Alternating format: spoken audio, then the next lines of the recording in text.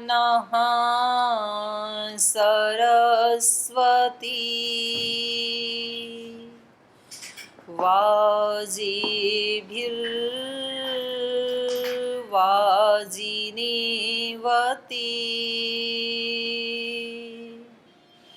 यज्ञं वष्टु धिया वसु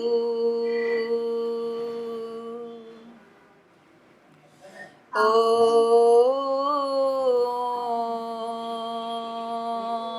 अग्न आयाहि वीतये गृणानो हव्यदातये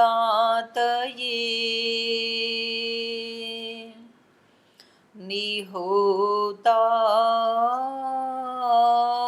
सत्सि बर्हिषि ॐ शान्ति शान्ति शान्तिः।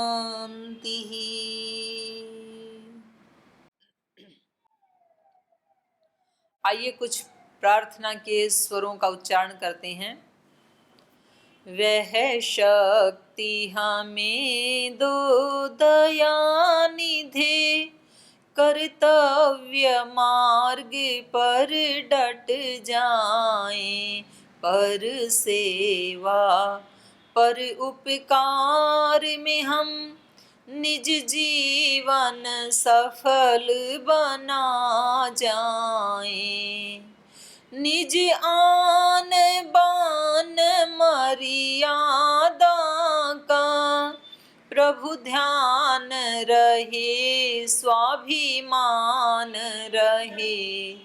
जिस देश में हमने जन्म लिया बलिदान उसी पर हो जाए, कुर्बान उसी पर हो जाए। वह शक्ति हमें दो दयानिधे कर्तव्य मार्ग पर डट जाएं। बोलिए सच्चिदानंद भगवान की जय, भारत माता की जय, सभी ऋषि ऋषिकाओं की जय, सभी वीर वीरांगनाओं की जय। परम पूज्य श्रद्धेय वंदनीय स्वामी जी महाराज की सूक्ष्म उपस्थिति को, श्रद्धेय आचार्य श्री जी की सूक्ष्म उपस्थिति को प्रणाम करते हुए और हमारी उत्तराखंड से राज्य प्रभारी आदरणीय बहन सीमा जी, सह राज्य प्रभारी आदरणीय बहन लक्ष्मी शाह जी, बहन शोभा जी और सभी हमारी राज्य कार्यकारिणी की सदस्य बहनें, जिला प्रभारी बहनें और जो पिछले कई दिन से इस योग यज्ञ में अपने जीवन को सार्थक बना रहे हैं, ऐसे हमारे सभी उत्तराखंड के भाई बहनों को मेरा हृदय से सादर प्रणाम। और इसी प्रकार आज हमारे साथ छत्तीसगढ़ की महिला राज्य प्रभारी आदरणीय बहन जया जी और हमारी राज्य कार्यकारिणी की सभी वरिष्ठ बहनें, सभी जिला प्रभारी बहनें और वहाँ से भी लगभग 130 भाई बहन आज के इस शिविर में, इस मीटिंग में जुड़े हुए हैं। तो छत्तीसगढ़ के भी हमारे सभी भाई बहनों को बहुत बहुत मेरा हृदय से सादर प्रणाम। आप सभी इस योग यज्ञ में प्रतिदिन अपने तप की, अपने पुरुषार्थ की आहुति दे करके और अपने जीवन को उत्कर्ष की तरफ ले जा रहे हैं। प्रति पल आप आगे बढ़ रहे हैं, तो इसको देख करके बहुत परम संतोष होता है हमें भी। और ये हमारी दोनों ही राज्य प्रभारी बहनें, उत्तराखंड में आदरणीय बहन सीमा जी और छत्तीसगढ़ में आदरणीय बहन जया जी, बहुत समझदार बहनें हैं हमारी और बहुत पुरुषार्थी भी हैं। और बड़ी प्रीति पूर्वक एक माँ की तरह, बड़ी बहन की तरह और एक गुरु की तरह इस प्रकार से अपने, क्योंकि ये भी हमारा एक परिवार है, ये बड़ा परिवार है। छोटा परिवार तो सामान्य रूप से सभी को ही मिल जाता है, लेकिन इतने बड़े परिवार का एक अभिभावक होना, तो मुझे लगता है ये कई जन्मों के पुण्य इकट्ठे होकर के तब ऐसा सौभाग्य मिलता है। तो आप इतने बड़े परिवार की अभिभावक हैं बहन जया जी और आदरणीय माता सीमा जी, तो ये हमारे लिए बड़े सौभाग्य की बात है। तो आप कई दिन से इन अपने सभी वरिष्ठ जनों से नई नई चीज़ें सीख रही हैं। तो सबसे पहले तो नववर्ष आने वाला है अभी, और पुराना वर्ष जा रहा है धीरे धीरे। तो आप सभी को, यद्यपि ये हमारा भारतीय नववर्ष नहीं है, लेकिन हम तो श्रद्धेय स्वामी जी महाराज ने, गुरुदेव ने हमें ऐसे सिखाया है कि हमारे लिए तो हर दिन ही नया दिन है, और हर दिन नहीं, हर पल अपने आप में नया है। पर वो नया तब ही बन पाता है जब हम उसके साथ कुछ नयापन अपने जीवन में लाएं, तब तो नया है। और वरना तो फिर सतयुग, कलयुग, त्रेता, द्वापर सब बराबर ही हैं फिर हमारे लिए। तो हम अपने पीछे के जो हमारे अंदर पुरानापन है, कुछ छोड़ने योग्य है, उसको हम छोड़ने का संकल्प लें, और कुछ नया जो हमारे जीवन में अपनाने के योग्य है, जिसको हमें अपनाने की इच्छा है, उसको हम अपने जीवन में उतारने का संकल्प भी लें, और संकल्प के साथ साथ उसकी दीक्षा लें। दीक्षा का मतलब है वो काम करना शुरू कर दें हम। जैसे कि आपने पहले योग के बारे में सुना होगा, फिर आपने संकल्प किया होगा कि हम भी थोड़ा योग सीखें, और संकल्प के बाद फिर आपने दीक्षा ली, आपने योग करना शुरू किया। तो प्रतिदिन जब आप सुबह सुबह उठ करके अपने दिन की शुरुआत योगाभ्यास के साथ करते हैं, प्राणायाम के साथ करते हैं, ध्यान के साथ करते हैं, भजन के साथ करते हैं, तो आपने खुद ही देखा होगा कि कितना अच्छा लगता है हमें। और जैसे ही धीरे धीरे, अभी तो हम 1-1.5 घंटे के लिए योग युक्त होते हैं, सुबह सुबह 1-1.5 घंटा हम जुड़ते हैं। धीरे धीरे हमें इस प्रैक्टिस को पूरा दिन और फिर पूरी रात 24 घंटे के ऊपर लेकर के जाना है। तो आप कहोगे कि जी और काम कुछ करेंगे कि नहीं, फिर रात को भी योग करेंगे, दिन में भी योग करेंगे, तो बाकी काम कौन करेगा? तो योग से मेरा अभिप्राय ये नहीं है कि आप पूरे दिन कपालभाति और अनुलोम विलोम प्राणायाम करते रहना, या रात को भी सोना मत, वहाँ भी दंड बैठक लगाते रहना, ये अभिप्राय नहीं है मेरा। गीता में कहा है योग कर्मसु कौशलम। योग यहाँ तो शुरुआत की है अभी आपने प्राणायाम आदि से, तो यम नियम आसन प्राणायाम प्रत्याहार धारणा ध्यान समाधि, योग तो इतना विराट है कि हमारे 24 घंटे में आने के बावजूद भी पूरे पृथ्वी लोक में, अंतरिक्ष लोक में, द्युलोक में, सब लोक योग के अंदर ही सिमटे हुए हैं। योग युक्त होने का मतलब है भागवत सत्ता के साथ अपना तादात्म्य बना करके और तब जीवन जीना। जैसे एक कोई छोटा बेबी, यद्यपि उसका अपना एक अलग अस्तित्व भी है, वो अपनी माँ से अलग खेलता भी है, खाता भी है, स्नान भी करता है, लेकिन उसका पूरा जीवन, जो बिल्कुल छोटा बेबी होता है 1-2 महीने का, वो 100% माँ के ही डिपेंड रहता है। तो ऐसे गुरु की शरणागति में, भगवान की शरणागति में रहते हुए, अपने कर्तव्यों का पालन करते हुए एक हल्का जीवन जिए हम। हल्के से मेरा अभिप्राय है हम बहुत सारी टेंशन लेके दिमाग में फिर अपने जीवन को आगे ढो रहे होते हैं, और उसमें हमारी जो कैपेसिटी है वो आधी तो उनको ढोने में ही खर्च हो जाती है।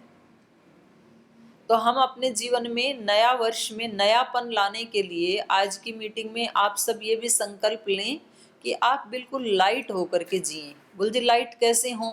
दूसरे को दे करके लाइट हो जाओ।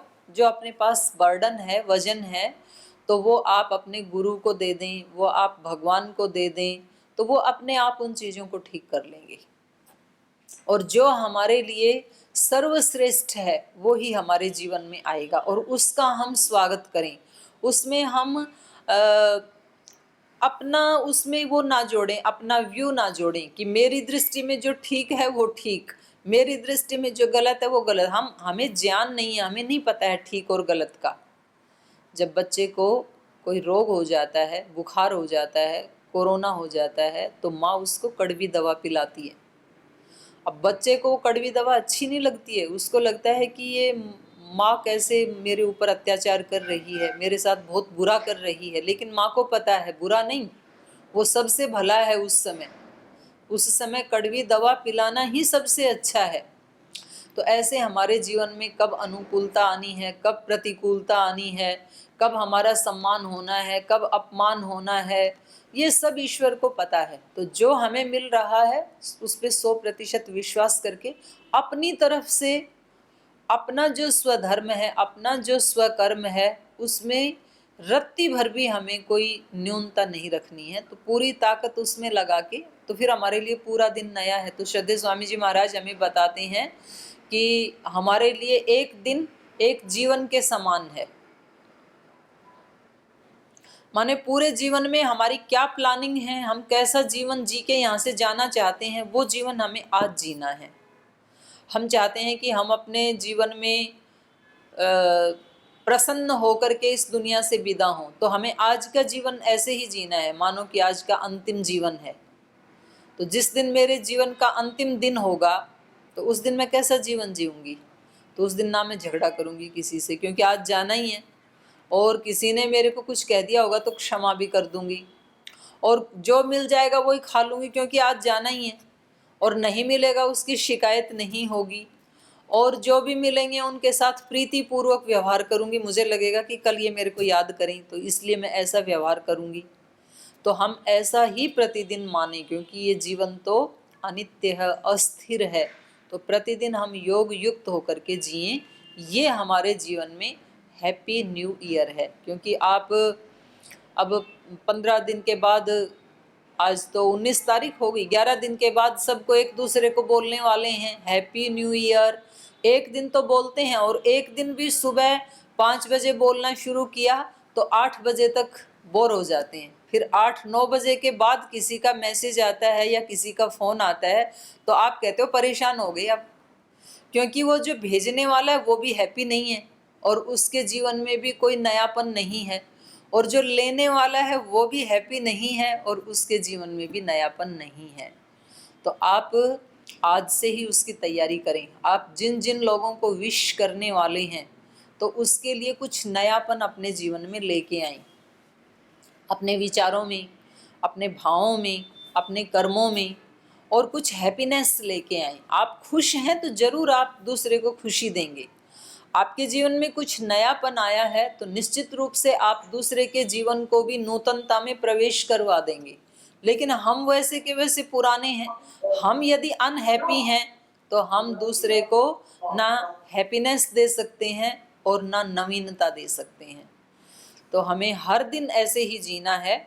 और अगले महीने में संक्रांति का महापर्व भी आ रहा है, महासंक्रांति, और उसके साथ साथ उत्तरायण का शुरुआत हो रही है।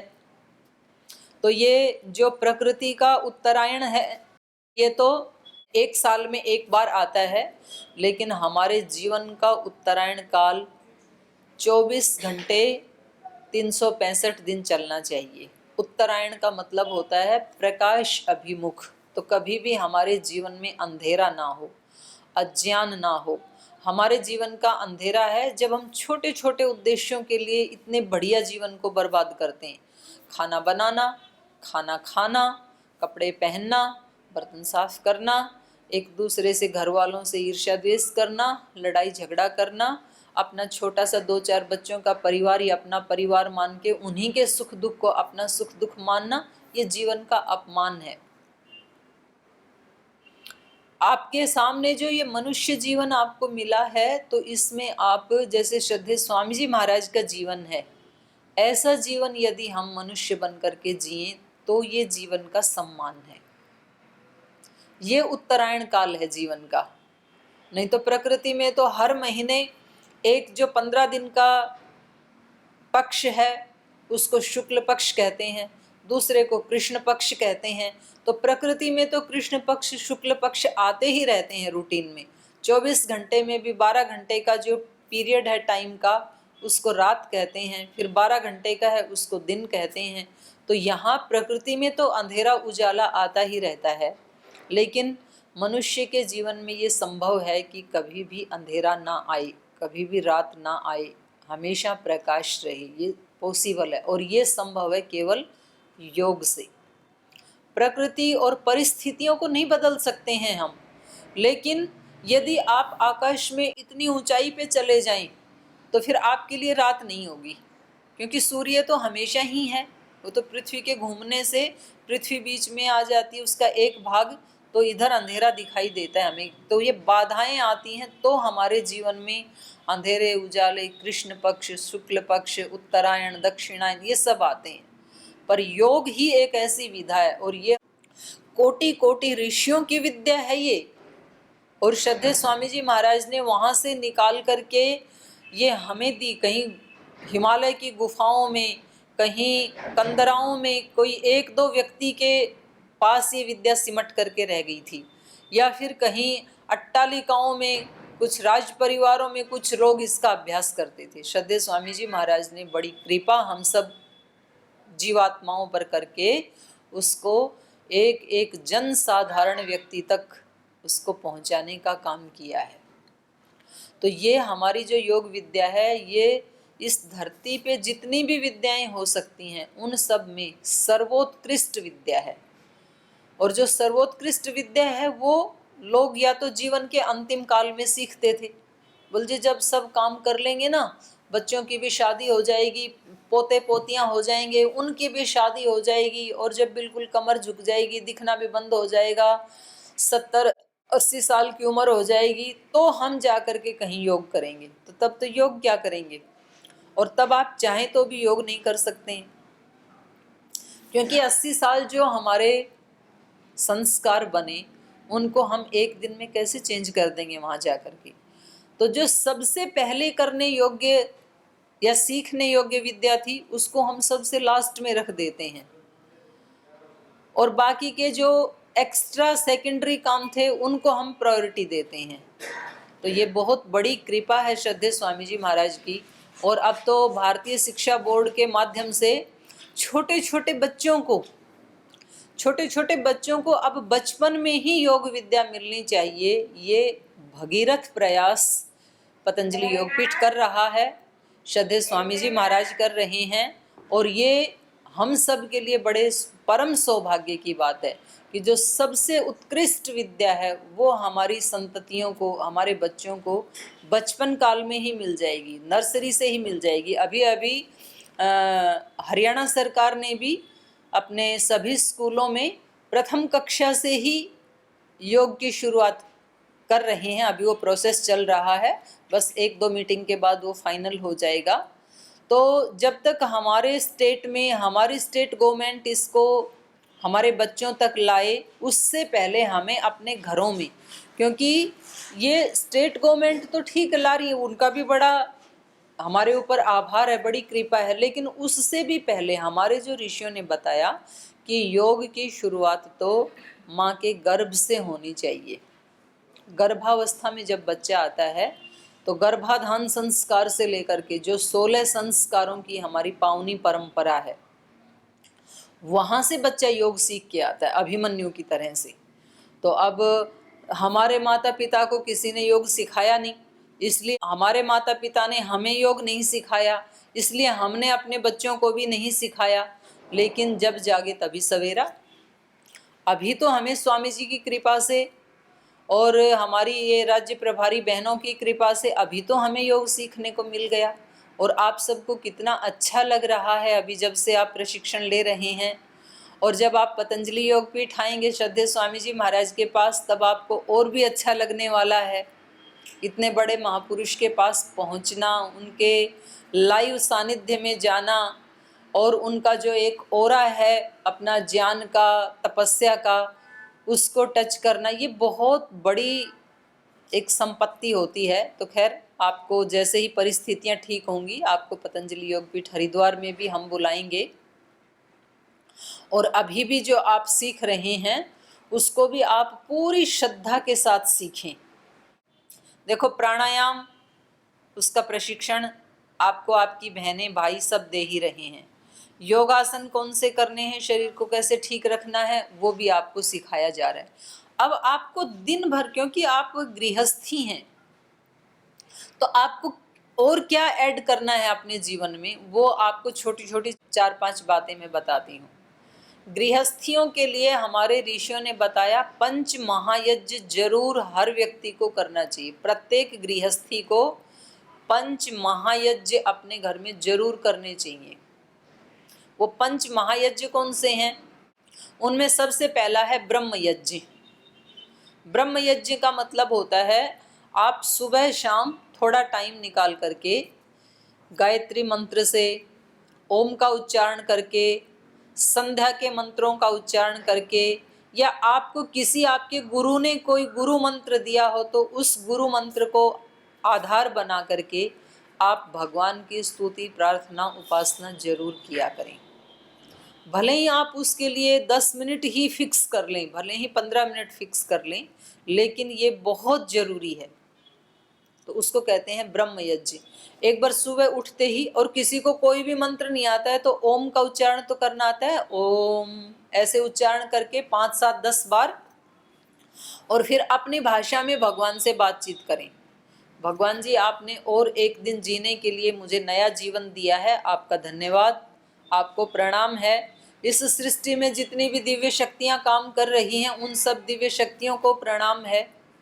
और आज के दिन मैं अपनी सब इंद्रियों से, आँख, नाक, कान से, हाथ पैर से, वाणी से, व्यवहार से कुछ भी ऐसा ना करूं जो दूसरे को कष्ट पहुंचाए, और वो सब काम करूं जो दूसरे को सुख पहुंचाए। ऐसी मुझे शक्ति देना। तो ये प्रार्थना तो सब कर सकते हैं। बस हो गई संध्या आपकी। तो ये कहने में कितना टाइम लगता है? 2, 4, 5 मिनट। तो हम जरूर ऐसी प्रार्थना करें। और फिर रात को सोते समय या संध्या के टाइम फिर आप भगवान का धन्यवाद करें कि जैसी मैंने सुबह प्रार्थना की थी, आपने मुझे उसके लिए शक्ति दी, आपने मुझे निमित्त बनाया, मैं सेवा कर पाई। भले ही आप अपने घर के परिवार के लोगों की ही सेवा कर रहे हैं, तो भी भगवान को धन्यवाद जरूर दें।